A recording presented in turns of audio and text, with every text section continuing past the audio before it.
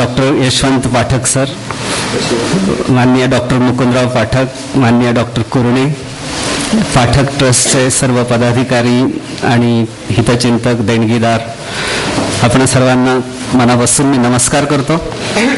मला यांच्या योजकतेचं कौतुक वाटतं. खरं तर हे अनपेक्षित आहे. म्हणजे मी आधी ठरवलं होतं की पाठक सर काय बोलतात ते आपण ऐकूया.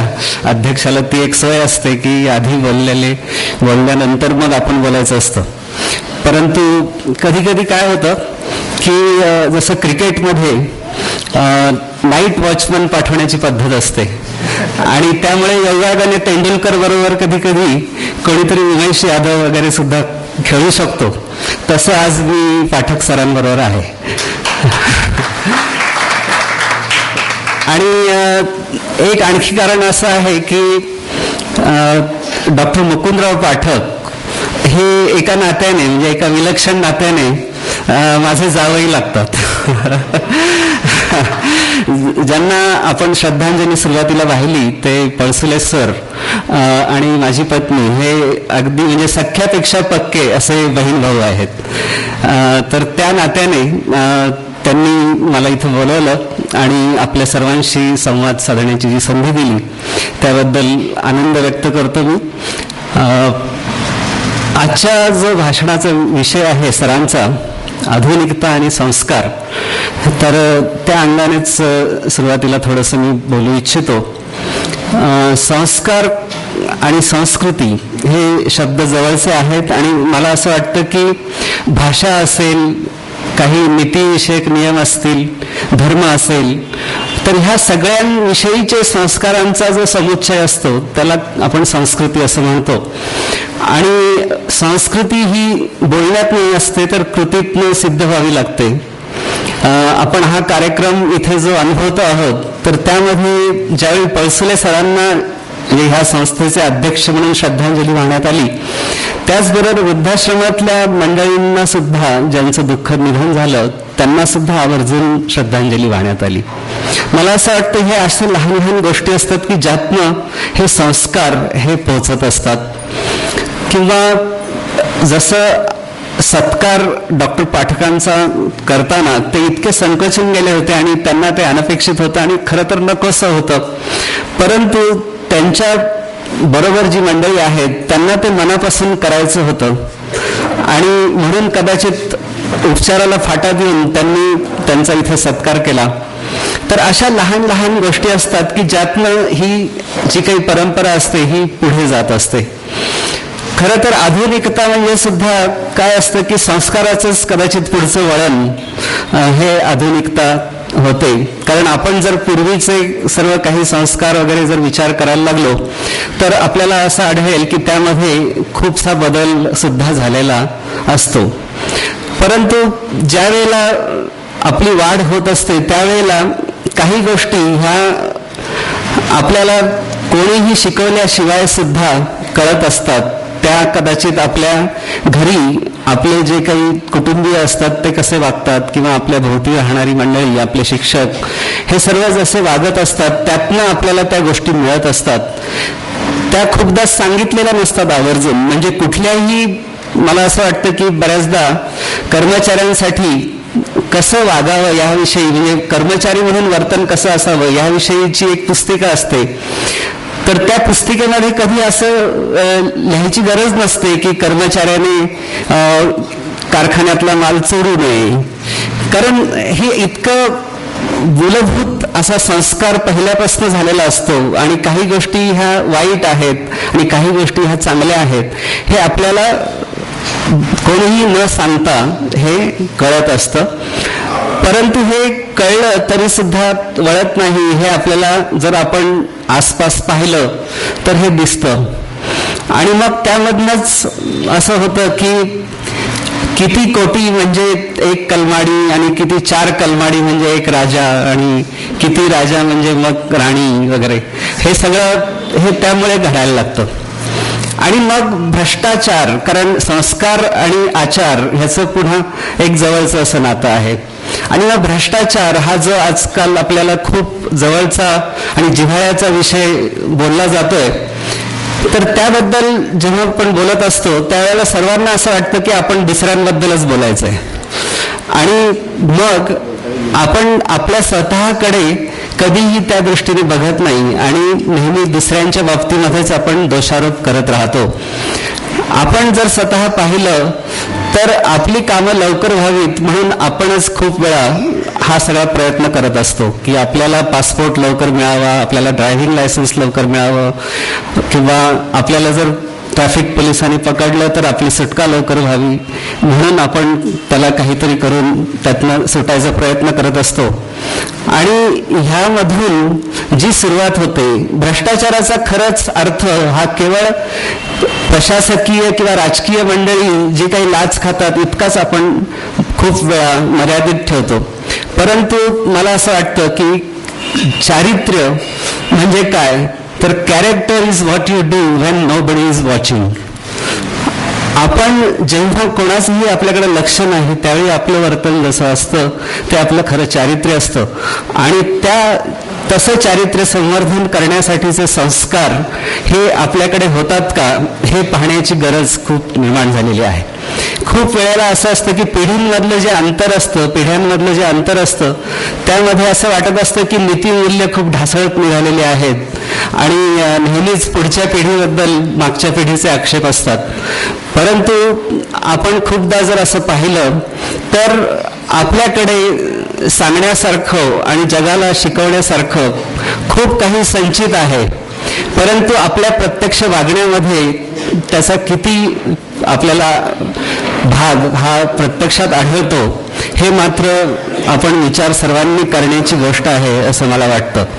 आणि मग त्यामधूनच आपल्याला कदाचित याचं उत्तर न सापडतंय असं वाटतं, आणि मग ज्याला आपण दुसरा महात्मा म्हणून बघू लागतो त्याचेही पाय अखेर मातीचेच निघतात की काय अशी शंका निर्माण व्हावी अशी परिस्थिती सुद्धा आपल्याला दिसते.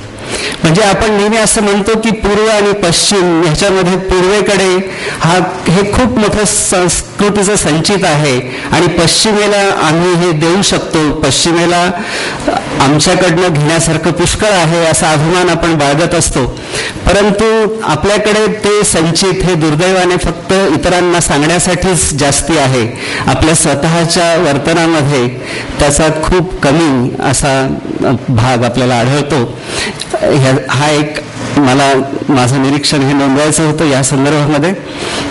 आता जी काही आधुनिकता आहे, आपण सध्याचे जे काही ताजे संदर्भ आहेत तेच बघूया की 2011 हे जे साल आहे तर हे साल असंतोषाचं एक वर्ष म्हणून कदाचित ओळखलं जाईल. डिसेंबर 2010 मध्ये ज्या काही सोशल मीडिया आहेत की ज्याच्यामध्ये अगदी यूट्यूब, फ्लिकर पासनं ते अगदी फेसबुक आणि ट्विटर पर्यंतचा गोष्टींचा समावेश होतो, तर ह्या सर्व माध्यमांमधनं सत्ता उलथून टाकण्याची ताकद त्यामध्ये आहे असं एका बाजूला आपल्याला घडताना दिसतं. आणि त्यातून आपण पाहिलं की ट्युनिशिया सारखा देश असेल किंवा इजिप्त, येमेन, लिबिया अशा बऱ्याचशा देशांमध्ये काही प्रमाणात क्रांती, ज्याला त्या क्रांती म्हणतात, परंतु ती पुन्हा एकदा त्याचा खोलवर अभ्यास करून ती कितपत खरोखर क्रांती झाली हे बघणं गरजेचं आहे. कारण जर आपण इजिप्तचं जर उदाहरण घेतलं तर तिथे हुस्ने मुबारकला तिथनं हटवण्यात आलं, परंतु त्यानंतर काय हा मोठा प्रश्न आहे. म्हणजे ही जी काही सोशल मीडिया आहेत तर ह्या मीडियामधनं अगदी एखादी आग पेटावी तशी भावना ही तत्काळ सगळीकडे पसरत जाते, परंतु त्याच्या मागे जर काही निश्चित द्रष्टेपणा असलेलं नेतृत्व जर नसेल किंवा त्या नेत्याच्या खालोखाल काही मंडळी जी काही प्रशासकीय जबाबदारी सांभाळू शकतील अशी मंडळी नसतील आणि खाली ज्याला आपण सैनिक म्हणू, स्वयंसेवक म्हणू अशी जर मंडळी नसतील आणि त्यांना काही निश्चित धोरण, दिशा जर नसेल तर हे सगळं फोल जाणार आहे. आणि पुन्हा एकदा जी सर्व मंडळी त्यामध्ये सामील होतील त्यांचा सगळ्यांचा भ्रमनिरास होण्याची दाट शक्यता असते. सोशल मीडिया संदर्भात बोलत असताना आपल्याला आणखी असंही दिसतं की जग खूप जवळ येत आहे. असं हे वाक्य आपण वारंवार ऐकत असतो, परंतु बऱ्याचदा आपल्या शेजारी कोण राहतंय आणि त्याच्याकडे काय घडतंय याची सुद्धा आपल्याला खबर नसते. तर एका बाजूने जग जवळ येतं असं आपण म्हणतो, दुसऱ्या बाजूला आपला शेजारी आपल्यापासून दुरावतो आहे, असा एक विरोधाभास सुद्धा आपल्याला आज दिसतो. ज्यांची कधीही भेट झालेली नाही अशा व्यक्तींशी आपण मैत्री साधतो. SMS द्वारे असेल किंवा फेसबुक फ्रेंड्स असतील, ऑर्कुट फ्रेंड्स असतील, या सगळ्या माध्यमातून असंख्य मित्र मैत्रिणी आपण जोडत असतो. परंतु जर वेळ आली तर ह्यामध्ये कोण कोणासाठी उभा राहील, अ friend in need is a friend in deed ह्या म्हणीप्रमाणे खरोखरच खरा मित्र यातनं कोणी मिळणार आहे का, हे सुद्धा बघण्याची गरज निर्माण झालेली आहे. मग हे सगळं का घडत असेल, तर मला असं वाटतं की तरुण पिढीच्या मनामध्ये कुठेतरी एक पोकळी ही निश्चितपणाने निर्माण झालेली आहे आणि त्या पोकळीमधली ही संवादाची उत्सुकता त्याच्यामध्ये आहे. जी पूर्वी एकत्र कुटुंब पद्धती होती किंवा जी काही समाज रचना होती त्यामध्ये ती भूक त्याची भागत असे, परंतु आता ज्या पद्धतीने आपण ज्याला आपण न्यूक्लिअर फॅमिलीज म्हणतो त्या पद्धतीने पुढे चाललेलो आहोत, तर त्या परिस्थितीमध्ये ही भूक त्याची वाढत वाढत चाललेली आहे. आणि त्यासाठी त्याला ज्याला आपण म्हणू व्हर्च्युअल, ह्या सगळ्या व्हर्च्युअल रियालिटीज आहेत, म्हणजे आभासी अशा स्वरूपाची ही खरं तर सत्य आहेत, ज्याला आणखी दुसऱ्या शब्दात सांगायचं झालं तर भ्रामक अशी ही वस्तुस्थिती आहे की माझे इतके मित्र आहेत, फेसबुकवरती माझे 786 मित्र आहेत, असं जर मी म्हटलं तर हे सगळे माझे भ्रामक आभासी मित्र आहेत. आणि अशा सगळ्या भ्रामक स्थितीमध्ये, आभासी स्थितीमध्ये आपण आधुनिकतेकडे चाललेलो आहोत. जागतिकीकरणाचं जे काही वारं आता ते खरं तर त्याची सगळी धूळ सुद्धा बसलेली आहे, आपल्याकडे आलं तर त्यामधनं ह्या सगळ्याच देशांमध्ये हे थोड्याफार फरकाने घडलेलं आहे. परंतु आपण ह्यामध्ये बघण्यासारखं जर असेल तर मला असं वाटतं की तुर्कस्थानचं उदाहरण आपण घेऊया. तुर्कस्थान हा देश 10 वर्षापूर्वीपर्यंत हा आपल्या देशापेक्षा सुद्धा तिथली स्थिती अतिशय बिकट होती.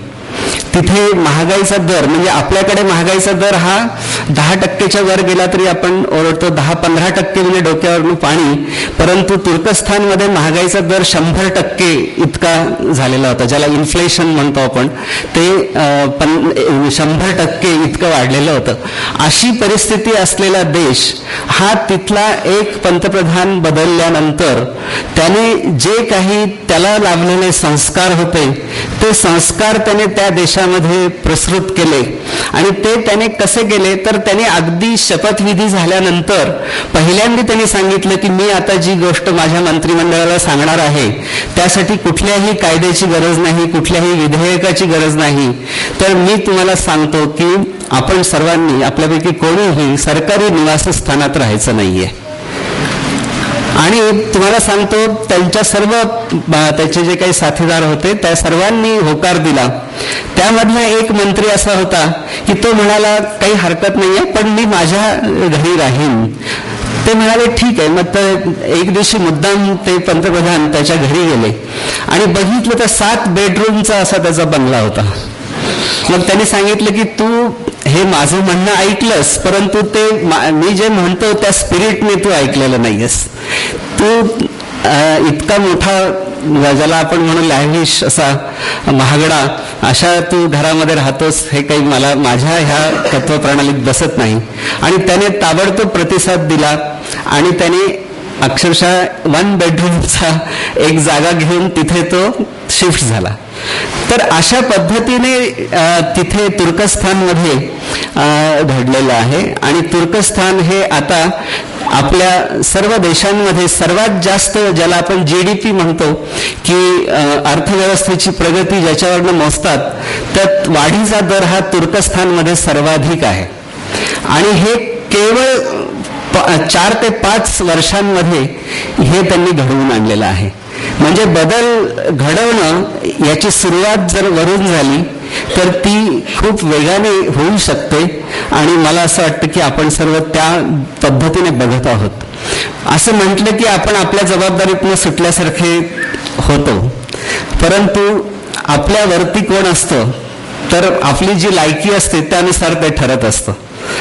तर आपली सर्वांची लायकी, आपली सर्वांची ज्याला असं म्हणू संस्कारांची पातळी, म्हणजे जर खरोखर जसं ते सोनं जोखतात तसं जर आपल्या संस्कारांचं जर कोणी मूल्यमापन केलं तर जी काही पातळी असेल ती आपली उंचावण्याची गरज आहे.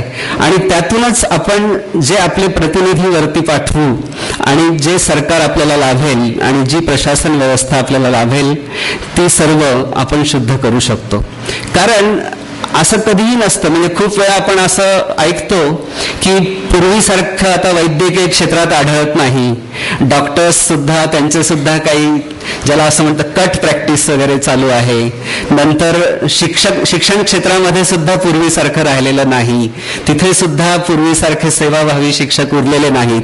अशी टीका ज्या वेळेला आपण करत असतो त्यावेळी आपण एक गोष्ट ध्यानात घ्यायला पाहिजे की आपण एकूण समाज जसा असेल त्याप्रमाणेच त्या समाजाचा छेद असेल. कुठलंही क्षेत्र हे त्या समाजाच्या छेदासारखं असतं, एखादी चकती कापावी असं ते छेदासारखं असतं. आणि जसा एकूण समाज असेल तसंच त्यातलं क्षेत्र असेल, त्यामध्ये खूप मोठा फरक हा तुम्हाला आढळणार नाही. त्यामुळे कुठल्याही आपण ज्यावेळेला एक बोट दुसरीकडे दाखवत असू त्यावेळी उरलेली बोटच खरं तर आपल्याच दिशेने दाखवत असतात. एवढंच मला ह्या प्रसंगी सांगायचं आहे. नमस्कार.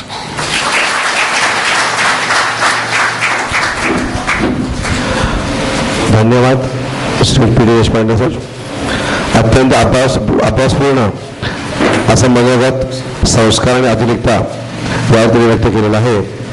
यानंतर आपण इतका वेळ ज्या प्रतीक्षेत आहात, ज्या उत्सुकतेने आपण वाट बघत आहात, ते याचे आपले वक्ते माननीय डॉक्टर यशवंत पाठक संस्कार आणि आधुनिकता या विषयावरती व्याख्यान देतील.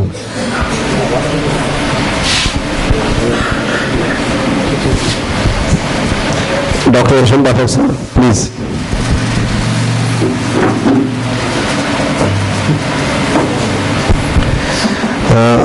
तुमची वेळ सुरू करताना थोडा उशीर झाला आहे, पण तुम्हाला पुढची वेळ देण्याची पूर्ण मुबलकता आहे. मी अध्यक्षीय भाषण करतो.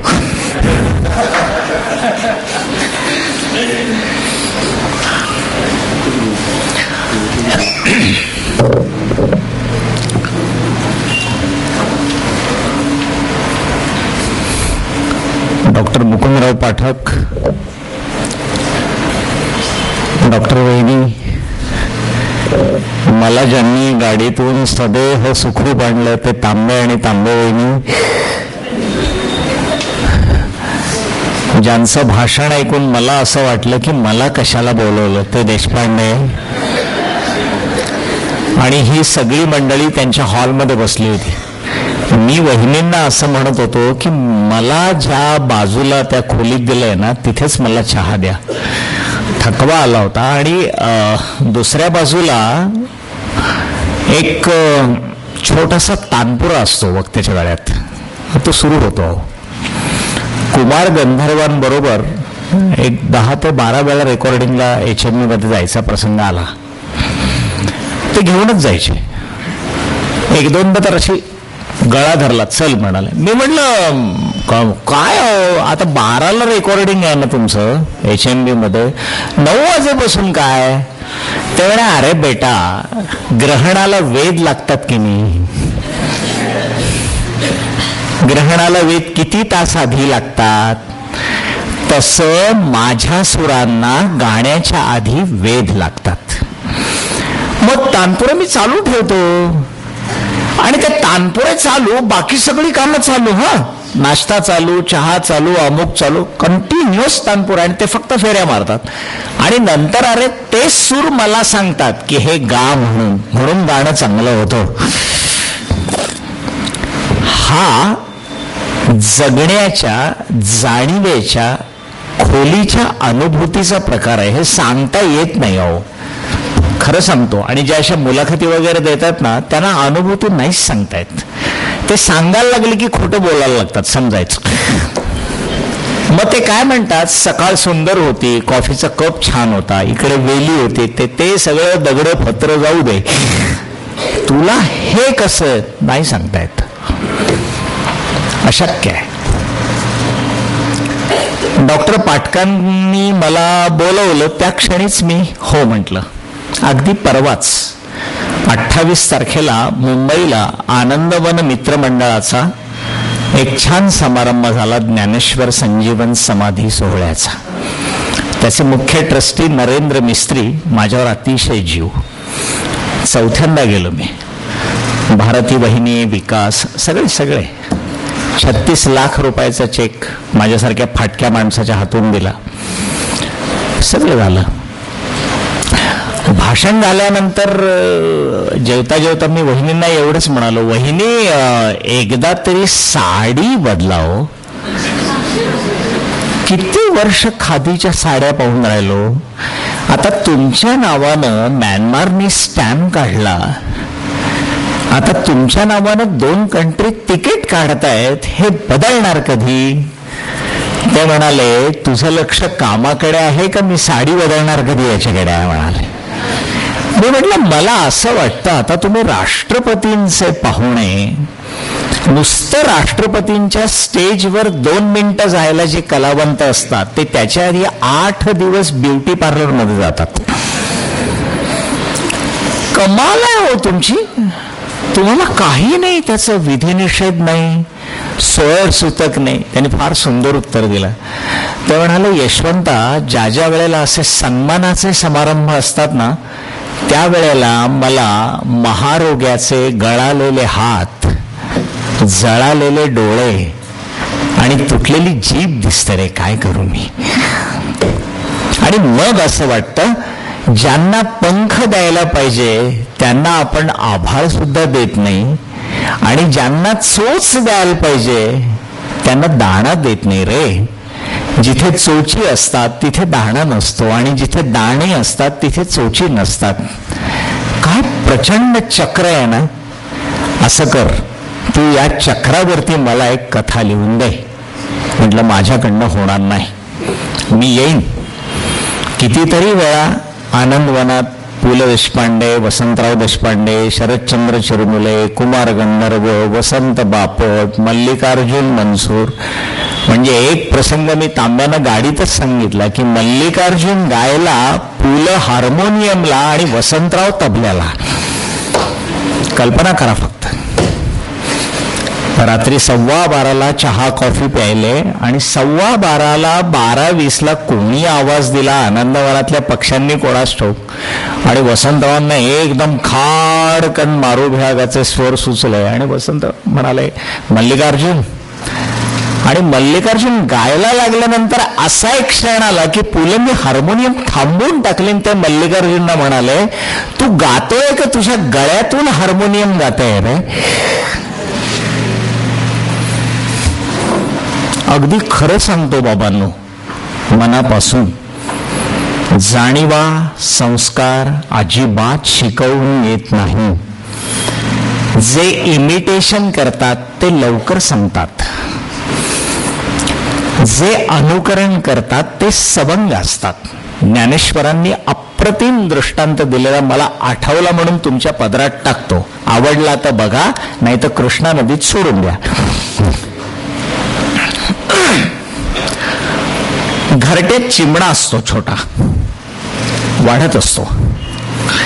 ज्या दिवशी चिमणीला कळतं की चिमण्याला पंख फुटले, त्या दिवशी चिमणी चिमण्याला दाणा देत नाही. ती त्याला त्याच्या गळ्याच्या टिकटिकीमधून असं सुचवते की आता तुला तुझं आभाळ सापडलेलं आहे. आणि ज्या वेळेला त्याचे पहिले पंख थरथरतात आणि त्या थरथरण्यातून तो उडाल्यावर जो त्याचा आभाळ निर्माण करतो, ज्ञानोबाराय म्हणतात, त्यावेळेला चिमणीच्या डोळ्यात जे आनंदाचं आभाळ येतं त्याला साक्षात्काराचे अश्रू म्हणतात.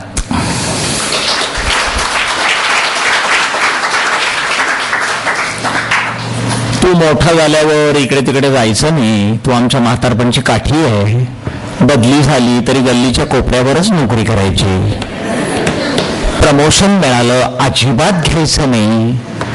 आणि आमच्याकडे तर एकुलता एक नावाचं भयंकर फॅड असतं. अहो त्या 12वीची परीक्षा म्हणजे जीव नको होतो. पोलीस आणावे लागतात, नशीब वर्गामध्ये गाद्या आणून ठेवत नाहीत. गरम पाणी, गार पाणी, थर्मास, अमुक तमुक. आम्ही कितवीत होतो काही माहीत नसायचं. कधीतरी त्यावेळेला माझ्या लहानपणी हरा महाजनींचा लोकसत्ता होता.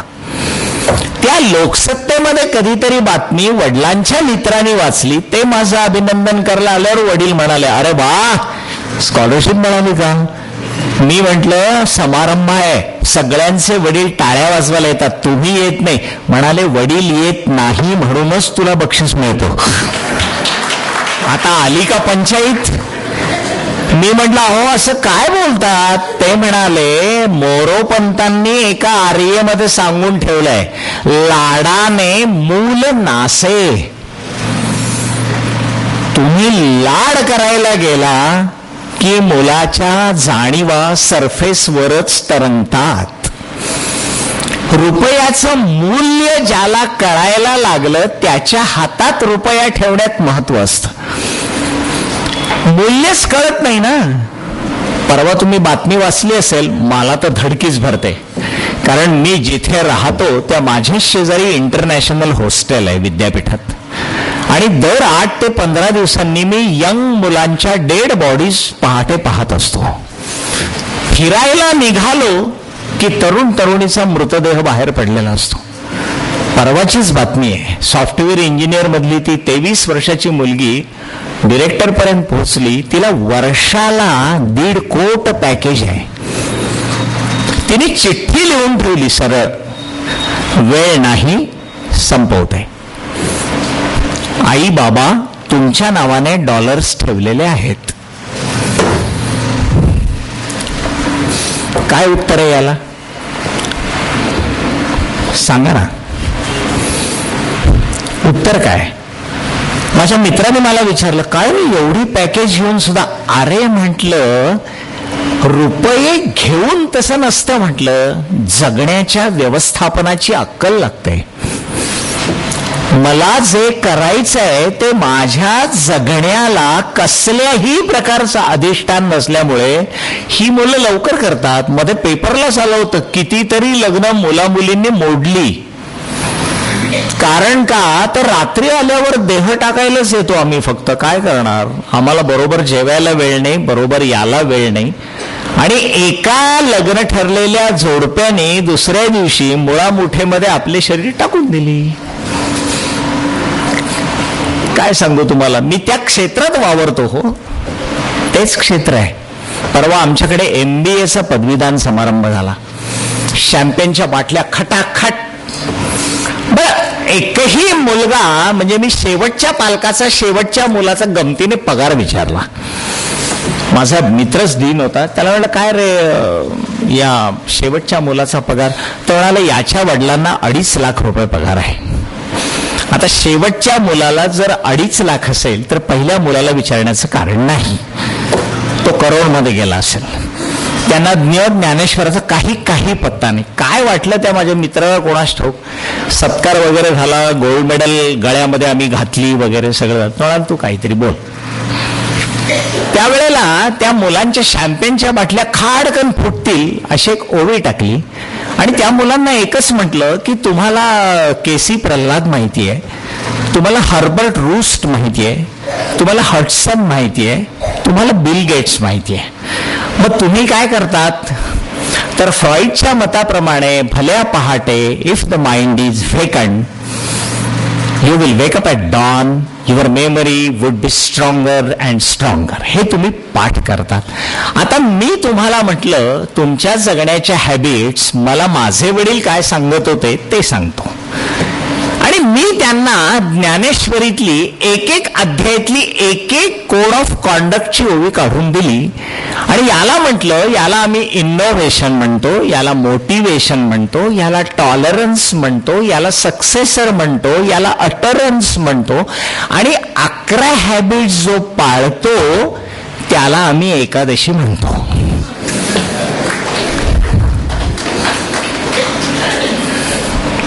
सगळी मुलं, तुम्हाला आश्चर्य वाटेल, खरोखर आश्चर्य. म्हणजे तो मला म्हणाला की तू आम्हाला शिकवायला येशील का? म्हटलं खड्ड्यात गेली तुझी मुलं मुली.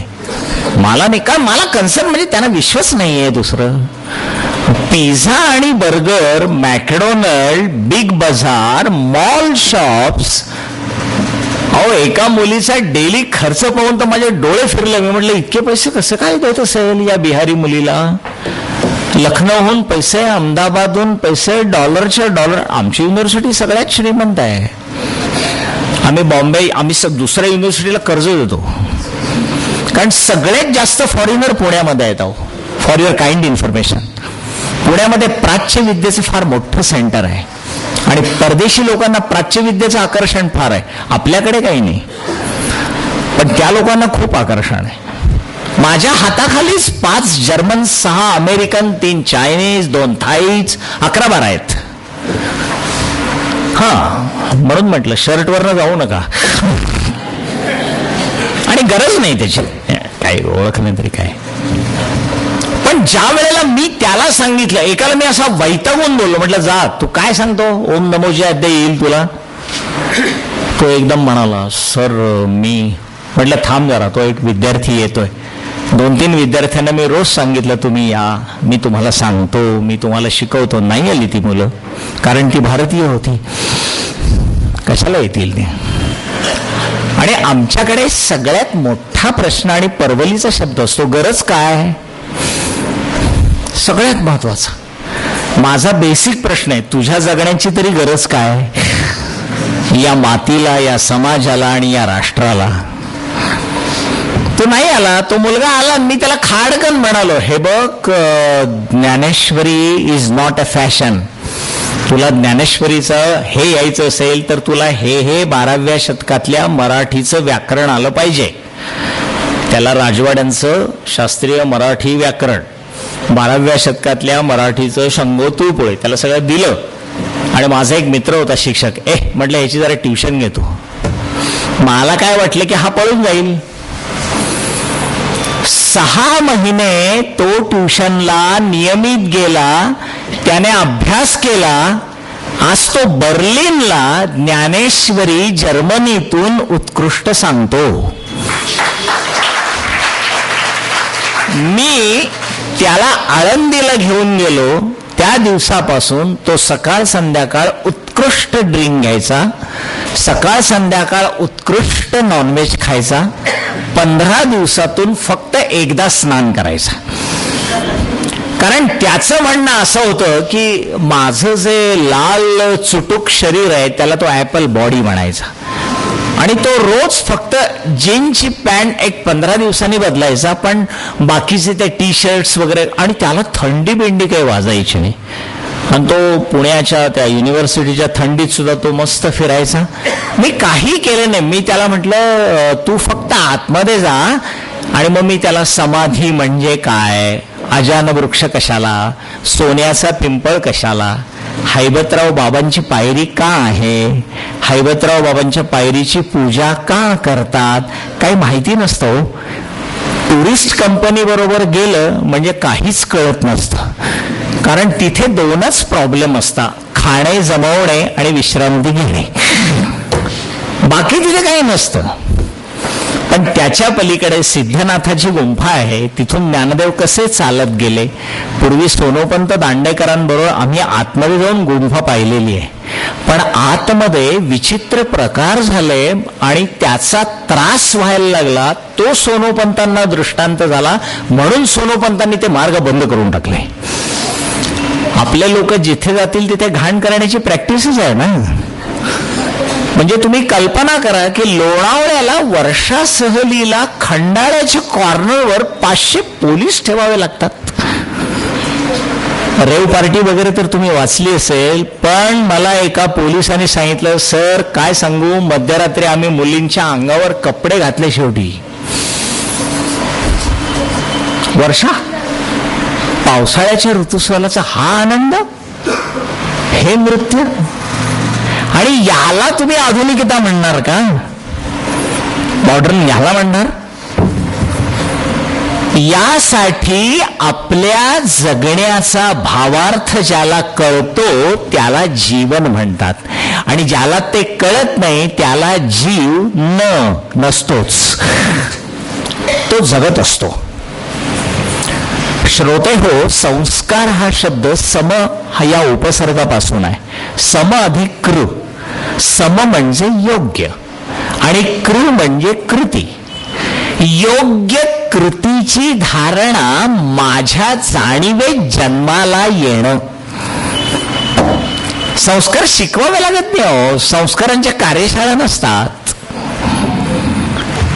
संस्कार हे जाणीवेच्या माध्यमातून, संस्कारांचा अधिकाधिक संबंध माणसाचा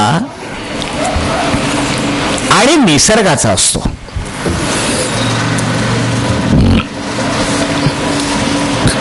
आपल्या परंपरेने आपल्याला एक वाक्य नेहमी सांगण्यात येतं.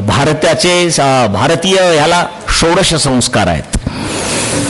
तुम्ही षोडश संस्कार पाहिलेत ना, तर 16च्या 16 संस्कार निसर्ग आणि माणूस यांचं आदिम नातं किती घट्ट आहे हे शिकवणार आहेत. जरा धक्का देऊ का? 16चा काही संबंध नाही तिथे. दणका बसेल.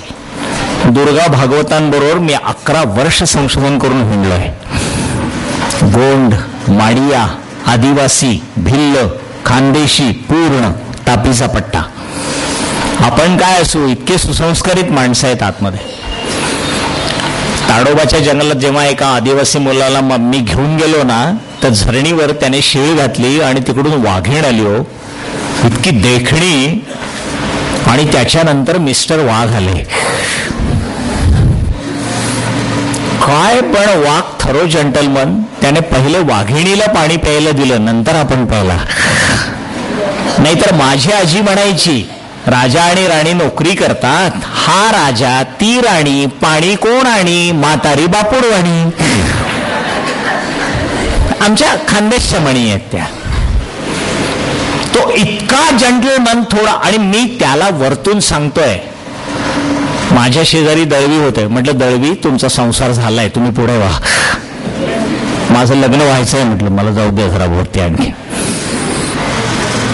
पण त्या वाघिणीला पाणी पिताना तो वाघ असे काही ध्वनी काढत होता, आणि तो शेळ घालणारा मुलगा अगदी शेजारी उभा होता. मी त्या मुलाला विचारलं, तुला अशी काही भीती वगैरे? तो म्हणाला, सर जास्तीत जास्त कपडे घालणाऱ्या माणसालाच भीती असते. म्हणून तर आमचा प्रकाश आमटे फक्त एक कोपरी आणि एक त्याची कायम अशी खाली. बाबांनी आयुष्यात कधी नाही घातलं, पण प्रकाश सुद्धा. कारण आदिवासींना औषध द्यायला अंगावर कपडे म्हणजे आदिवासी आतून येतच नाहीत. मुळे बिलकुल येत नाही. त्यांच्यासाठी मंदावहिनींना चोळी, ती आदिवासी पद्धतीची, त्याला काष्ठ चोळी म्हणतात. त्याचे 2 पदर, 2 गुंठे, बाकीच्या इथून असं पूर्ण अशी घातली ना, मग ती माय होते त्यांची. आणि मग त्या बायका तिच्याकडे येतात औषध घ्यायला. पण त्याने जे उत्तर दिलं ना, ते मला संस्कारांचं श्रेष्ठ प्रतीक वाटलं. हे लक्षात ठेवा, ज्याला आपल्या जगण्याचा अर्थ जिथे जिथे ज्या ज्या ठिकाणी उमलायला लागतो तिथे संस्कार फुटायला लागतात. संस्कार ही मातीतून गवताला पाणी अप्रत्यक्षपणे जसं पाझरत पाझरत फिल्टर थेरीतून तयार होत असतं, तसा माणूस जन्मजात पाझरत पाझरत समाजाच्या जाणीवेचा आणि निसर्गाचा भाग होत होत संस्काराकडे जात असतो.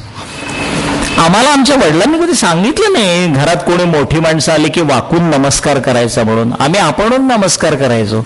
आता सांगायला लागतं नमस्कार करा, मोठे आले आहेत. गावाचं नाव सांगत नाही. 19 रूमचा बंगला, गाडी खाडकन गेली, खोली मिळाली, सामान वगैरे ठेवलं. ते म्हणाले सर तुम्हाला आरतीला यायला आवडेल. म्हटलं किती वेळ चालेल पण. नाही म्हणाले एक छोटीशी. म्हटलं गेलो. मी तिथे गेलो तर ते चिरंजीव असे पाय पसरून बसले होते, पाठीमागे तक्क्या. मी काय केलं, माझ्या मागचा तक्क्या त्याच्या पायाखाली सरकवला.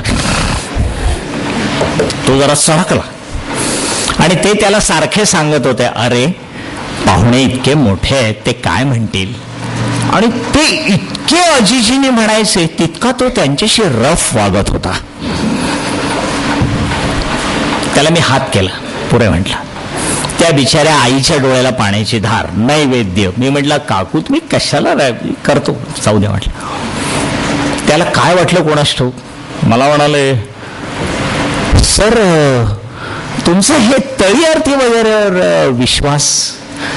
म्हटलं तुझ्यावर तरी विश्वास आहे का, आपण नंतर गप्पा मारू म्हटलं.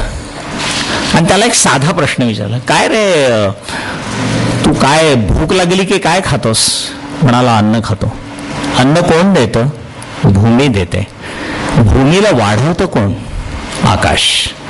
आकाशाला शब्द कोण देतं, अवकाश. अवकाशाला आपतव्य कोण प्राप्त करून देतं, रसरशीतपणा.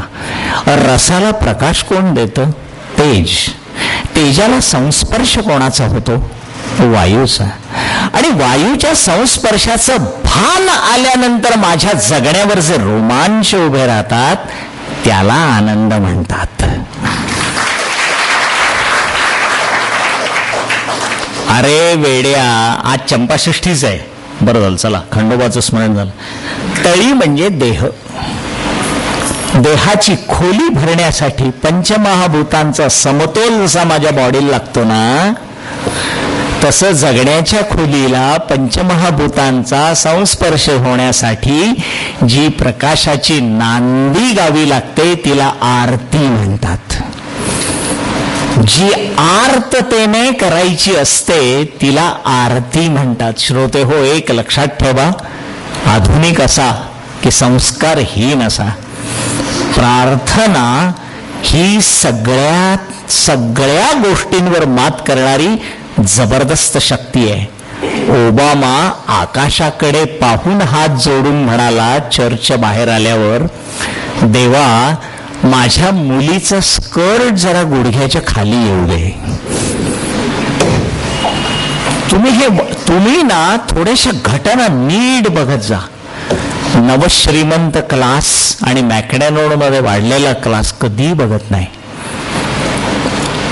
तो ज्या दिवशी त्याचा लेख आला ना त्या दिवशी मी माझ्या पत्रकार मित्राला म्हणलं काय छान स्फुट लिहिलंस, फक्त शेवटची ओळ एवढी पाहिजे होती की ओबामा संसद सुरू होताना भद्रं कर्णेभिः शृणुयाम देवाः हा मंत्र लावतो.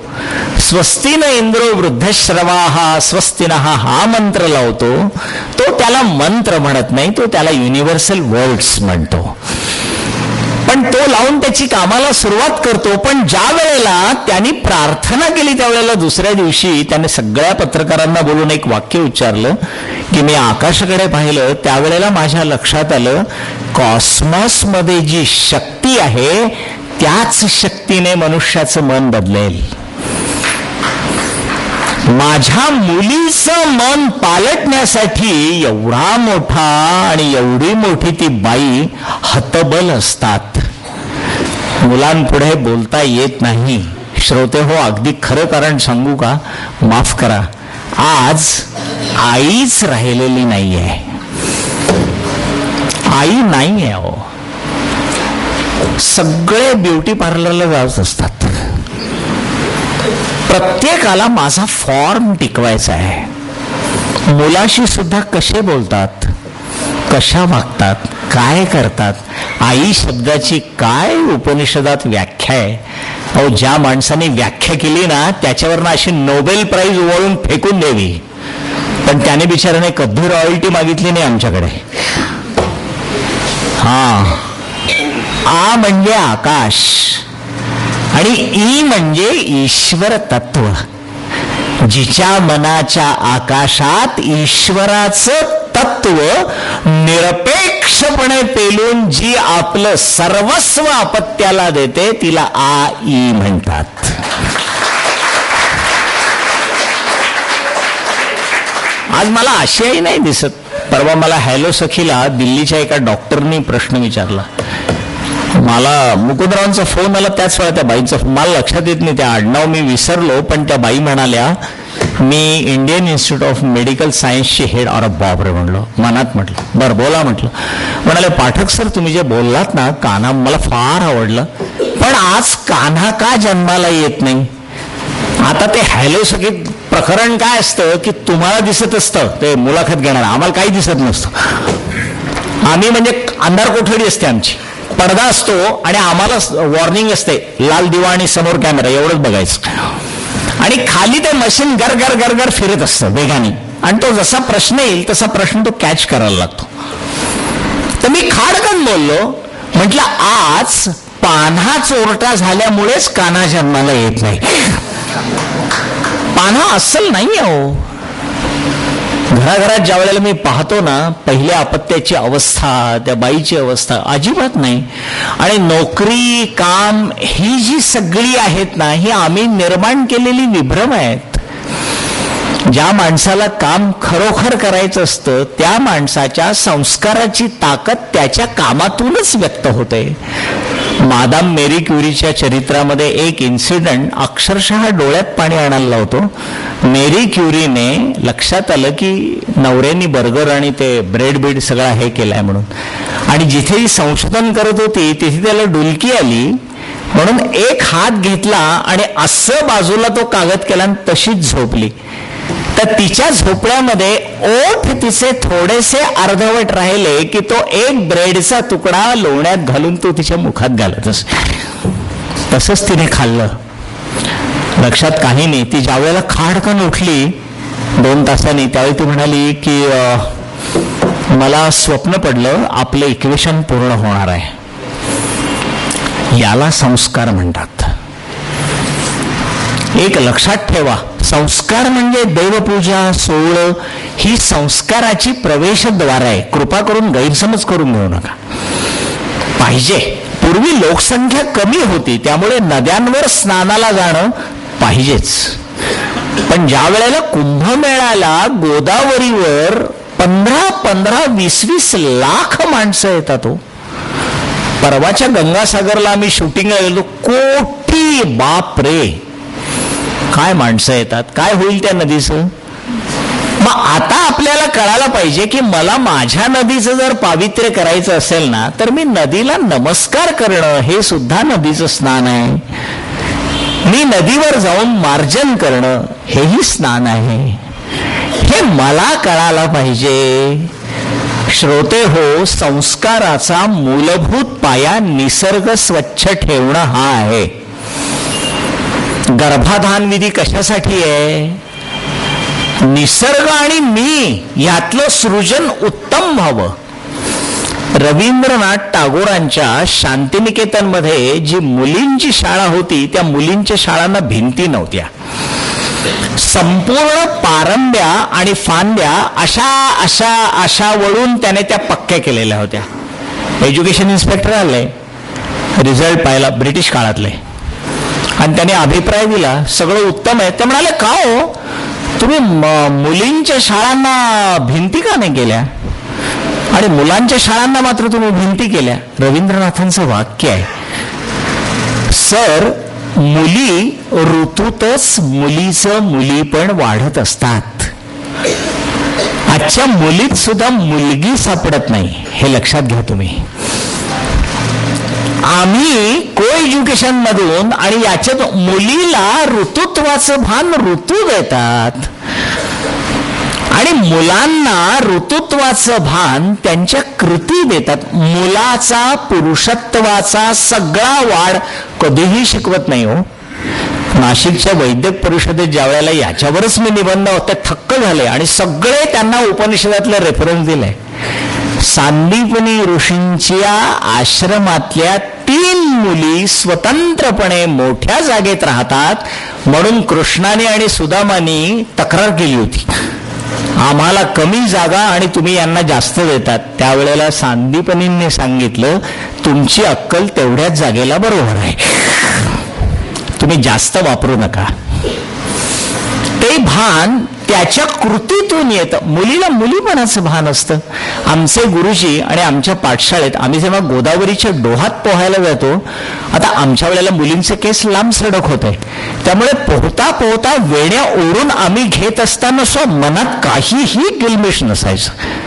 किंवा एखादा मुलगा बुडत असेल तर मुलगी त्याला वाचवायची, कारण त्या मुलीच्या घराघरापर्यंत वाड्यावाड्यापर्यंत त्यांच्या आणि आमच्या ओळखी होत्या.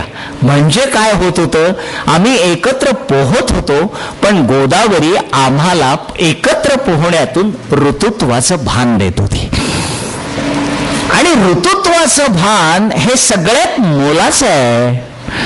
रवींद्रांचं एक वाक्य फार छान आहे की मुलींना ऋतुत्वाचं भान देण्यासाठी किमान निसर्ग सांभाळा. म्हणून आजची मुलं मुली सेक्सी आणि व्हायोलंट झाली आहे, त्याचं ते कारण आहे. जिकडे तिकडे हाऊसिंग निसर्गच नाही. परवा तर आमच्या मारुती चितमपल्लींनी फोनवर मला एक विधान असं करून सांगितलं की आम्ही कावळे चिमण्या ज्या दिवशी शहरातून हटवल्या त्याने नागपूरच्या कॉलनीचा सर्वे घेतला, त्या सर्वेत मृत्यूचं प्रमाण वाढलंय. कावळे चिमण्यांची किलकिल न ऐकल्यामुळे मृत्यूचं प्रमाण वाढलंय. यजुर्वेदामध्ये मंत्र आहे, लावा नावाचा पक्षी, जर आपण त्याचा आवाज ऐकला तर हार्ट बीट्स आणि ब्लड प्रेशर संतुलन होतं. भारद्वाजाचा आवाज सूर्यकिरणांच्या नंतर जर आपल्या कानावर आला तर त्या कानातून आपले कर्णदोष आणि पाठीचे दोष नाहीसे होतात. गुडघ्यांमध्ये कवटीत असलेला द्रव आपल्याला समर्थ करण्यासाठी किमान भल्या पहाटे सूर्यकिरणांच्या आधी जो पक्ष्यांच्या शाळेत जातो तो दीर्घायुषी होतो. हा संस्कार आहे हो, कधीच नाही. संस्कृत पाठशाळा माझी गोदावरीच्या किनाऱ्यावर होती आणि गोदावरीच्या किनाऱ्यावर असलेल्या पाठशाळेत ससे होते, हरिण होती, मोर होते, सांबरशिंग होती, पाडस होती. पाडस एका मांडीला असं मला चाटायला लागलं की माझा रघुवंशातला श्लोक आणखी लवकर पाठवायचा. गुरुजी म्हणायचे, अरे सशांच्या डोळ्याकडे पाहिलं ना की ते डोळे शब्द होऊन आपल्याला आपोआप कंठात येतात. मोराच्या नृत्याकडे पाहिलं ना की तेच आपल्याला वाटतं. मग आमचे कवी चंद्रशेखर म्हणतात, तुझं हृदयंगम, मग गोदावरीचं वर्णन करताना म्हणतात ते काय प्रवाह सुंदर असतो. संध्याकाळी असं ते सूर्याचे किरण पडतात आणि गोदावरीचा प्रवाह असा छान लाल होतो. असं वाटतं गोदावरीने कुंकू घालून आता निघाली आहे पंचवटीत फिरायला. तुझं हृदयंगम सवे विहंगम करीती भाट आळविती, तरुतीरीचे पल्लव चामर तुझवर चवरी ढाळविती. तुझा प्रवाही कुंकुमवाही बालरवी जणू अरुण करी, जय संजीवनी जननी पयोदे श्री गोदे भवतापहरी. तल्लीन मधी तल्लीन न हो कल्लोलिनी कवी कबणत. अरे नाचायचो आम्ही. मला एकाने विचारलं, तुमचं एवढं पाठ कसं काय? म्हटलं आडनावच पाठक आहे दुर्दैवानं, काय करू. कारण जे येईल त्याच्याकडे कधी पाठ फिरवली नाही ना. जगण्याचा धर्म आपण काय करतो, मुलाला मुलासारखं वाढू देत नाही हो. ज्ञानेश्वरांनी फार सुंदर प्रश्न विचारलाय. गुलाबाच्या फुलाने मोगऱ्याच्या फुलाचा कधी दुस्वास केलाय? मोगऱ्याच्या फुलाने चाफ्याच्या फुलाला कधी जिबल्या दाखवल्या? चाफ्याच्या फुलाने रातराणीच्या फुलांना कधीतरी हिडीस केली आहे? मग आमच्या दुर्गाबाई पैसमध्ये लिहितात, बोरी बाभळीच्या काट्यावर उगवणार कोणीही न पाहणार पिवळं धम्म बारीक फूल. सूर्याचा पहिला किरण त्याच्यावर पडल्यानंतर सूर्याला असं वाटतं पृथ्वीवर सोनं कसं सांडलं. श्रोते हो, याला भाषा म्हणतात. काय भयानक भाषा आहे आज मीडियाने करून टाकलेली. करता कर्म काहीच नाही. काल माझ्या शेजारी एक बाई बसली होती. ओके ओके, त्याने हॉस्पिटलमध्ये ऍडमिट केलं का? Okay okay okay. अरे काही अक्कल नाही.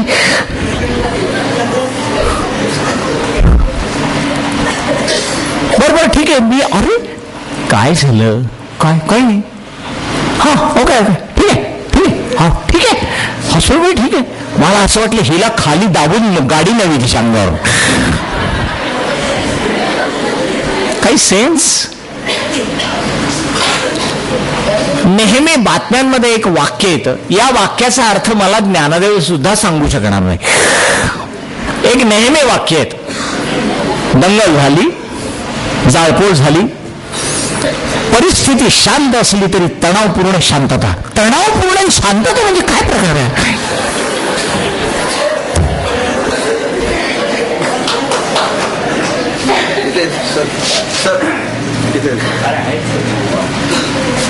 तणावपूर्ण शांतता हा वाक्यप्रयोग मी माझ्या सरांना विचारला. सरांनी माझा कान धरला. गब्बस म्हणे. तणावपूर्ण शांतता काय काय बोलतो आपण? स्वच्छ सांगा ना. मला जे सांगायचं आहे ते स्वच्छ सांगा ना. असं कशाला? यामुळे झालं काय बघा, आम्हीच आमची भाषा नीरस करून टाकली. अदरवाईज मराठीच्या भाषेला पहाटेच्या गाईच्या दुधाच्या धारेच्या पैंजणाचा नाद आहे हो.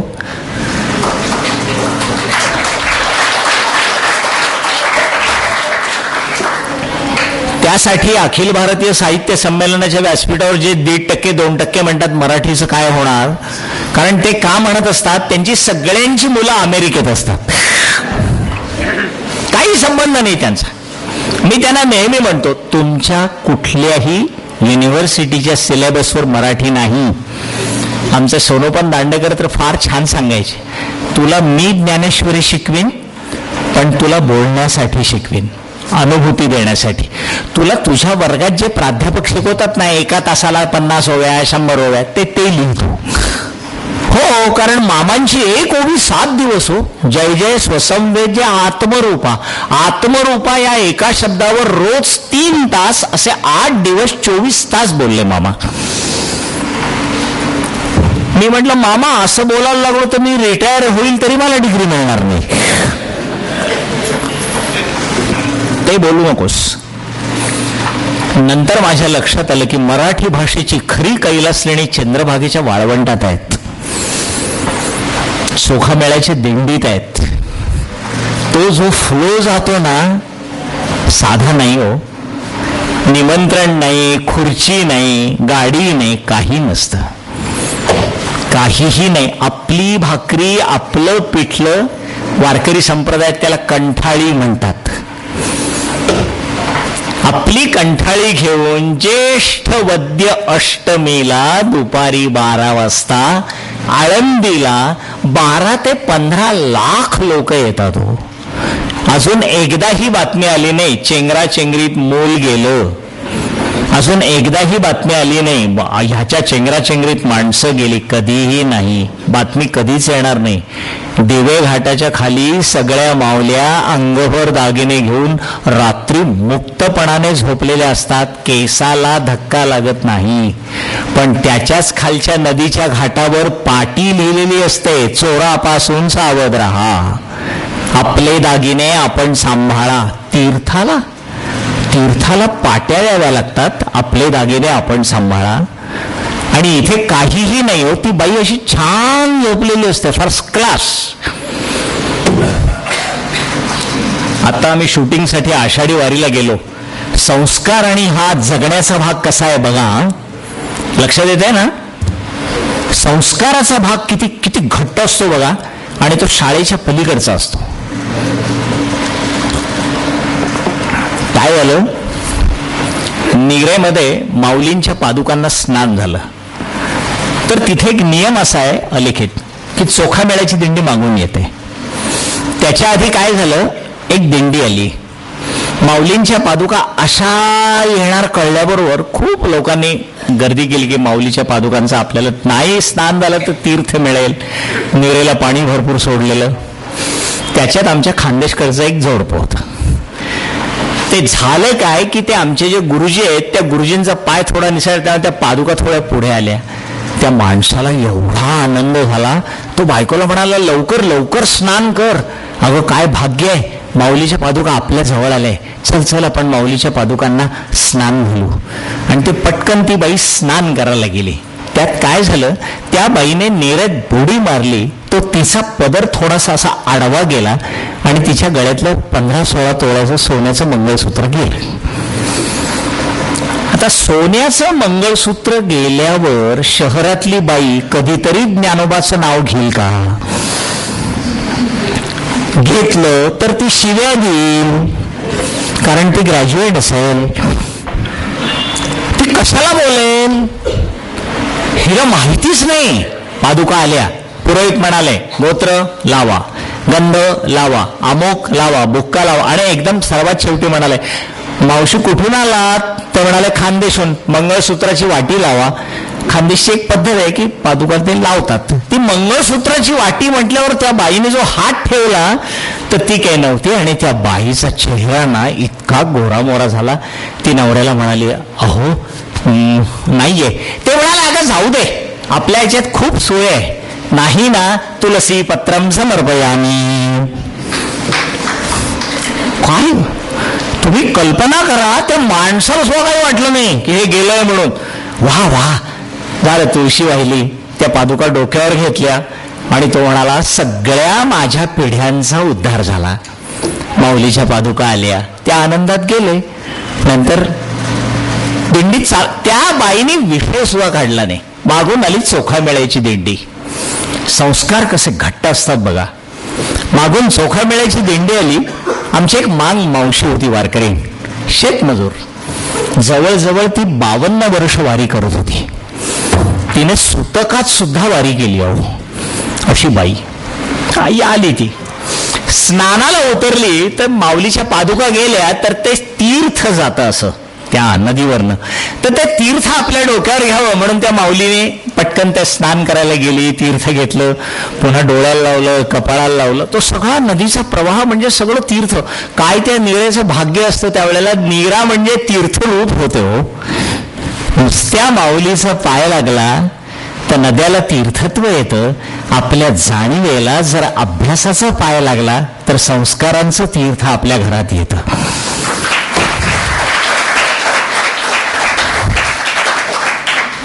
फक्त ना अशा मुलांना जाणीवांच्या खिडक्या सजगपणाने थोड्याशा अशा किलकिल्या करून द्याव्या लागतात.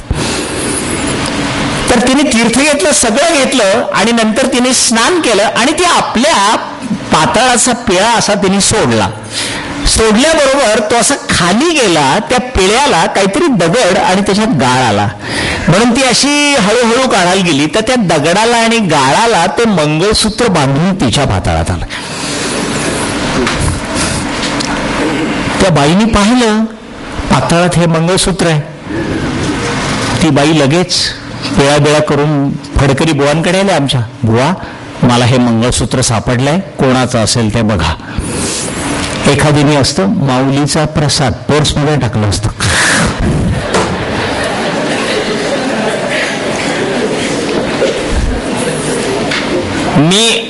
मी वृत्तीवर बोट ठेवतोय, लक्षात घ्या. नाही टाकलं तिने, सगळं झालं.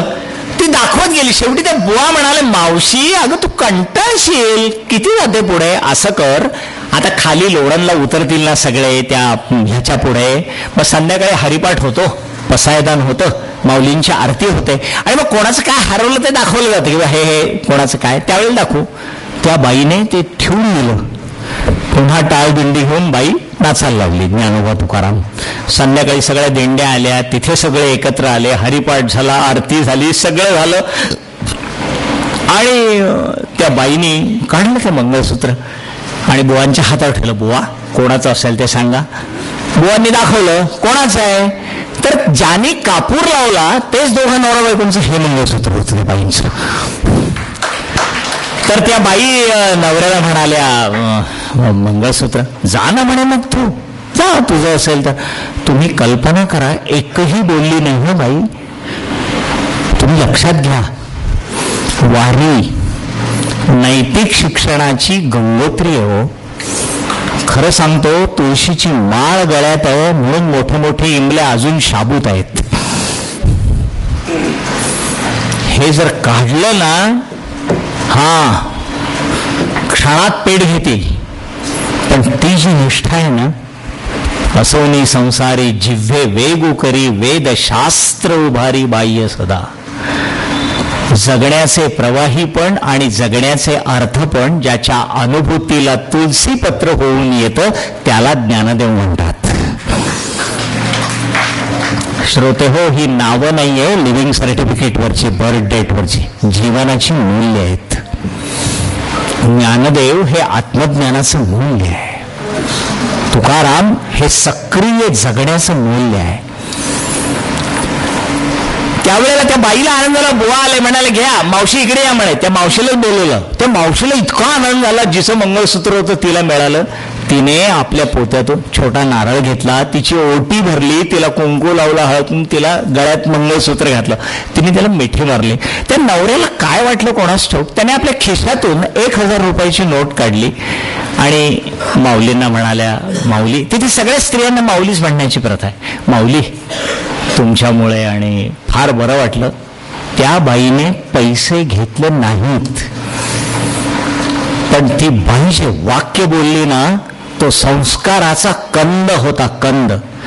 ती बाई म्हणाली, भाऊ माझ्या वारीचं हे 52वं वर्ष आहे. ज्ञानेश्वर माऊलीने या निमित्ताने माझी परीक्षा घेतली की तुला माऊली जवळ आहे का इतके वर्ष वारी केली म्हणून सोनं जवळचं आहे म्हणून परीक्षा घेतली.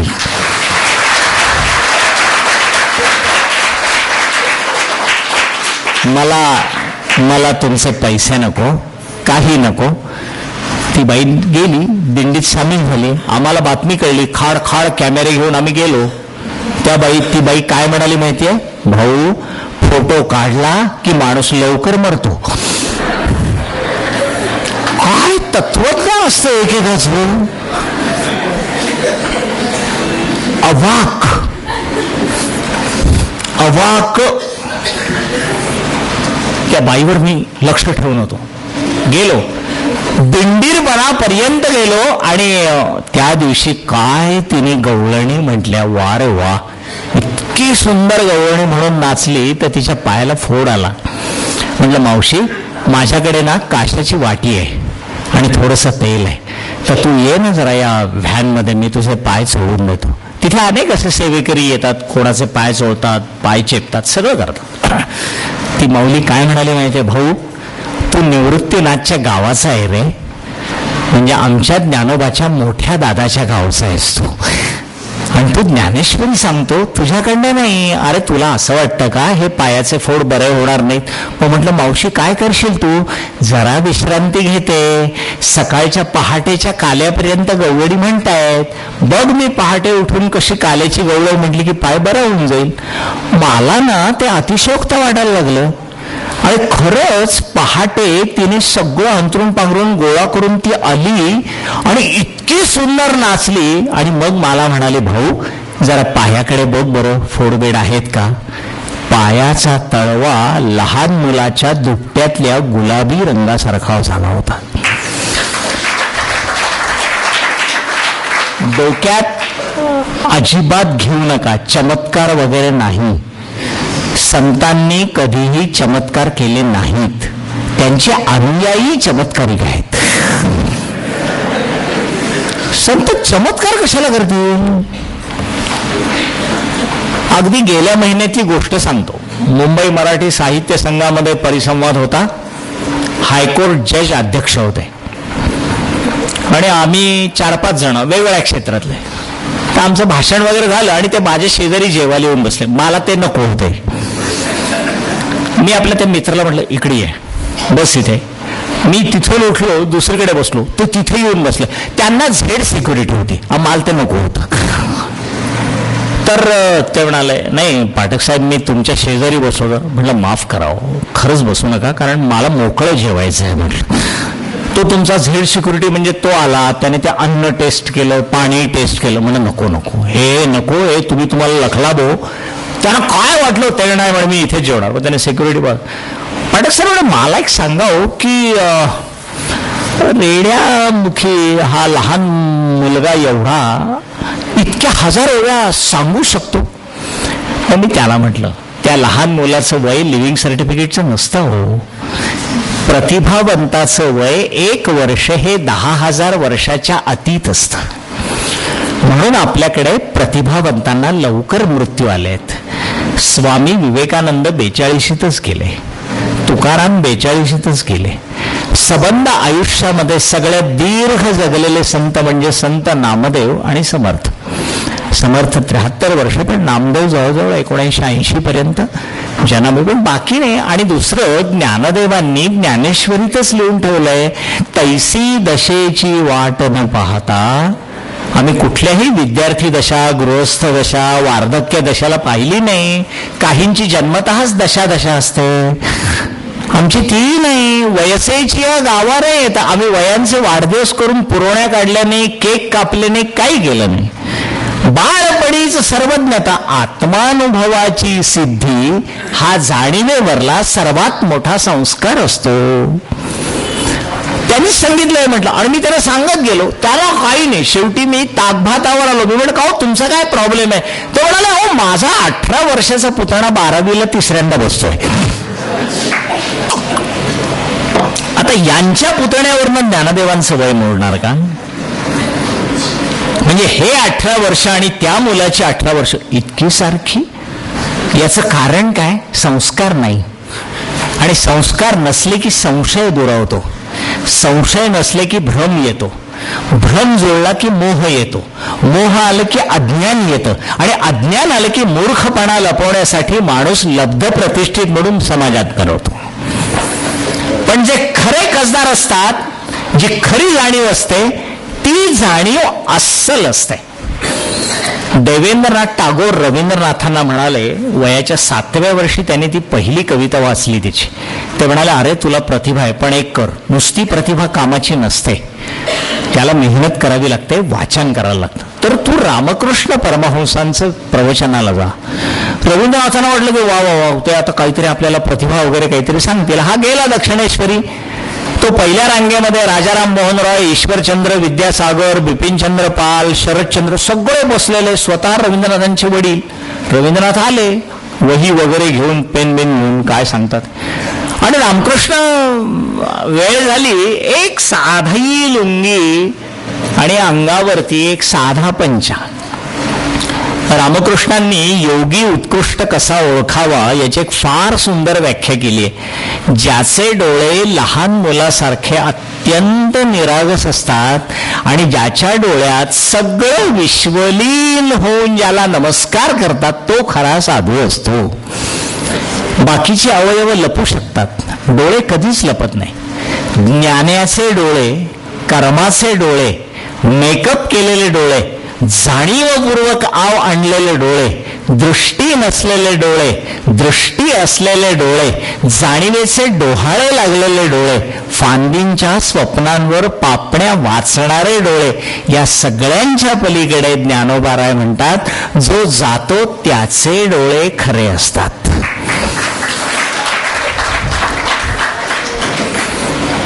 बसले आणि बोलायला लागले. बोलता बोलता त्यांचा कंठ भरून यायचा. काही वेळ ते मौनात जायचे. मौनात गेले की ते एकदम सभागृह शांत व्हायचं. थोडे तोत्रे बोलायचे, थोडं ऐकलं. आणि नंतर घरी गेल्यावर जेवताना रवी आपल्या वडिलांना म्हणाला, अहो काय बाबा, कोणाच्या प्रवचनाला तुम्ही जायला सांगितलं? का म्हणाले, काय झालं, का? अहो काय म्हणे, ते मध्ये मध्ये त्यांना आठवत नाही होतं, तोत्र बोलतात म्हणाले. त्यांना काही लक्षात येत नाही का? मग त्यांनी त्याला सांगितलं, जो घडघड बोलतो तो महापुराच्या पाण्यासारखा पाठांतर करून आलेला असतो. जो दुसऱ्यांची उसनी वाक्य घेऊन आव आणून बोलतो तो स्वतःला स्वनामधन्य समजतो. पण लक्षात ठेव, अनुभूती जिथे प्रकट व्हायची असते तिथे शब्दांचं काम नसतं, मौनाचं काम असतं. 2 रांगेच्या मधल्या पूर्णविरामात सुद्धा 2 वाक्यांपेक्षा जास्त वाक्य असतात रे. तुला कळेल ज्या वेळेला तुला अल्पविराम, स्वल्पविराम आणि पूर्ण वाक्य याचे अर्थ कळतील, त्यावेळेला तुझ्या लक्षात येईल वेड्या, लिहिणं ही सुद्धा आसीधारा व्रता इतकी घोर तपस्या आहे. सोपं नाही. पाऊस शब्द माहिती आहे की नाही तुम्हाला? पडतो पण माहिती आहे दुसरीपर्यंत. तुम्हाला का लिहिता येत नाही? पाऊस कधीचा पडतो, झाडांची हलती पाने. का लिहिता येत नाही तुम्हाला? तो ग्रेस कशाला पाहिजे तिथे? डोळे शब्द माहिती आहे, काचा माहिती आहे. आरती प्रभू काय लिहून जातो? 2 डोळे, 2 काचा, 2 खाचा, यात कोठे प्रश्न येतो आसवांचा. अरे एका ओळीत सगळं तत्वज्ञान काय फ्लॅश मारलाय त्याने. का लिहिता येत नाही? संदिग्ध घरांच्या ओळी वारास बनवितो वारा, माझ्याच किनाऱ्यावरती लाटांचा आज पहारा. तो पाऊस ना सगळं संचित घेऊन येतो, दुःख घेऊन येतो. आईला तटावर, पहिलं तटावर हिरवाळी घेऊन. मला नाही लिहिता येत, बालकवींनाच लिहिता येत होतं. लहानपणी बालकवींच्या गावचे शिक्षक माझ्या शाळेत होते आणि आम्हाला सर्वात शेवटचा तास कविता ओरडायचा असायचा. आमचं काही कवितेकडे लक्ष नसायचं. तो नोकर ना घंटेजवळ यायचा, तिकडेच पाहत बसायचो आम्ही की हा कधी टोल देतो. आणि मग पाय वाट पांढरी तयातून अडवी तिडवी पडे म्हटलं की तो टोल वाजवला की आम्ही भरकन जायचो. पण नंतर मी बघितलं गुरुजी ती सगळी कविता पूर्ण म्हणायचे, डोळे पुसायचे आणि मग वर्गाबाहेर जायचे. आम्ही एकदा 2-3 जणांनी दुसऱ्या दिवशी गुरुजींना विचारलं, गुरुजी तुम्ही असं का करतात? गुरुजी म्हणाले, अरे काय सांगू, ज्या औदुंबराला बालकवीने आपल्या कवितेत आणला तोच औदुंबर बालकवींच्या घराशेजारी माझ्या अंगणात होता रे. बालकवी आणि आम्ही शेजारी शेजारी होतो. कसा प्रतिभावंत आहे ना. त्यावेळेचं कोळशाचं इंजिन, कोळशाच्या इंजिनची शिट्टी ऐकू येत नाही असं होईल.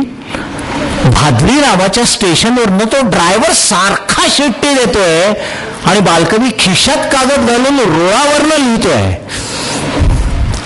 शेवटी काय झालं?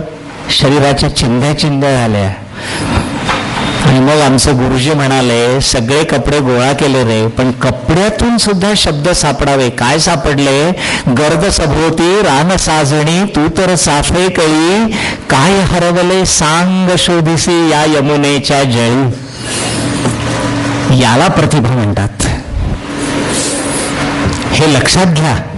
आज एकेका याच्यात आणि एकेका आणि छोट्या छोट्या याच्यात माणसं फटकन फ्लॅशमध्ये पण लगेच जातात. तप आहे हो, संस्कार आहे, हे लक्षात घ्या तुम्ही. आणि एकदा आपल्या जाणीवेंची खोली परिपूर्ण झाली की आपल्या जगण्याला आणि आपल्या एकूण वयाला अर्थपूर्णता येते. आणि ही अर्थपूर्णता समाज, परिसर या सगळ्यांना आकारित करते. आपल्याकडे झालंय काय दुर्दैवाने? नीट वाक्य ऐका. आपल्याकडे खूप परिसरात खूप मोठी माणसं झाली, पण बरीचशी मोठी माणसं अहंकाराच्या पोतड्यांनी लहान होऊन गेली. अहंता ही सगळ्यात घातक असते. मीपणा ज्या वेळेला सुटतो त्या वेळेला तुम्हाला अस्सल अनुभूती येते. तुमच्यासारख्या एका चाणाक्ष श्रोत्याने पैशाच्या खांबाला बसलेल्या ज्ञानदेवांना सर्वात शेवटी समारोपाला प्रश्न विचारला, माऊली, लोकांनी तुम्हाला एवढं छळलं, एवढा त्रास दिला, तुम्ही एकही अपशब्द